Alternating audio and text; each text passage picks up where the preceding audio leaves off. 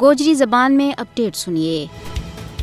دنیا کی تاریخ گواہ ہے کہ کوئی بھی ظالم، غاصب اور جابر حکمران محکوم لوکاں کی آزادی کی آواز نہ دبا نہیں سکے ہو۔ بھارتی غاصب حکمرانہ نامی تاریخ تو سبق سیکھنا چاہیے کہ وہ بھی کشمیر کے اندر چلن والی مقدس اور ہمگیر تحریک نہ روب، دھونس، دباڑا اور ظلم نال کسی بھی صورت میں دبا نہیں سکتے۔ بھارتی غاصب حکومت نے کشمیر میں آزادی کی آواز نہ دبان واسطے جڑو ظلم و جبر، قہر سامانی، جعلی جڑپاں، قید و بند کی صعوبتاں، مکانہ کی پان توڑ، خصوصی حیثیت کو خاتمہ، زمیاں ور قبضو، کالا قوانین کو نفاذ، چادر تے چار دیواری کا تقدس نے پامال کرن کو ایک نہ ختم ہونے والا سلسلہ شروع کیو ہے۔ اس نال وہ اپنا دل نہ تے جھوٹی تسلی دے سکیں، لیکن حریت پسند کشمیری عوام کا جذبات و احساسات نہ کسی بھی صورت میں ختم نہیں کر سکتا، کیونکہ انسانہ کا جسم نہ بیڑی لوائی جا سکے، انہاں نہ لہو لہاں کیو جا سکے، زخمی اور قتل کیو جا سکے، لیکن انہاں کا ذہن و ضمیر پر پیرا نہیں بسالے جا سکتا۔ گزشتہ 7 دہائیاں کی تاریخ گواہ ہے